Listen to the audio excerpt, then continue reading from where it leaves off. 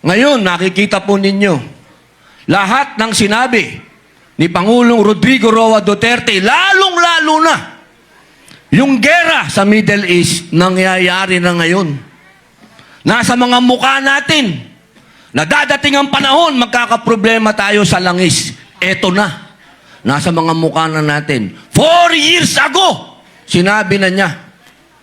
Ngayon, paano nila sasabihin na hindi tama si Digong? Paano nila sasabihin na yung isang taong nagsasalita kanina dyan ay isang, anong sabi nila daw? Kami daw ay mga Chinador. Kami daw ay mga tao ng China. Pero saan tayo lumalapit ngayon? Saan tayo tumatakbo ngayon? Sa China. Ano ibig sabihin nun? Ang ibig sabihin nun, alam, batid ni Tatay Digong na isang araw ang tutulong sa atin, kapitbahay natin. Napakaganda po nung kanta kanina. Bayang ko. Eksakto. Alam naman natin na hindi madadala si Digong doon sa dahig kung hindi tumulong ang sino.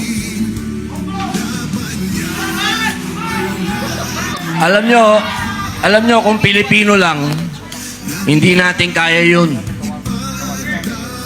Hindi natin magagawa yun. Tandaan nyo to. Hanggat nandito ang kuko ng agila. Sino ba ang agila?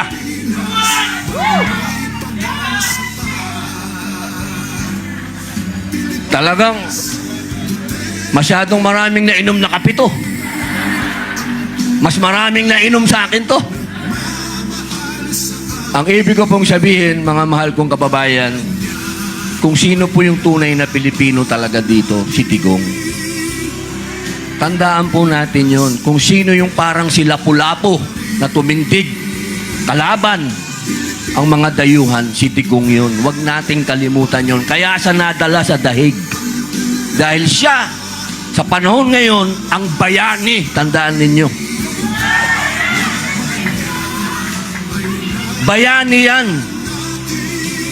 Dahil maikukumpara nyo yan sa mga una nating bayani. Sila Sakay, sa lola ko, kay Gabriela Silang, kila Jose Rizal, ang nakalaban, dayuhan. Kaya itong ginagawa natin, tandaan ninyo, ang binabangga natin dito, kapangyarihan ng dayuhan. Ang itinatayo natin dito, yung pagka-Pilipino natin, tatandaan nyo yan. Dahil tayo, kailanman, hindi tayo magpapasakop sa dayuhan. At kailangan si Tatay Digong ay umuwi na. Bring him home! Dr. Abi Vlog!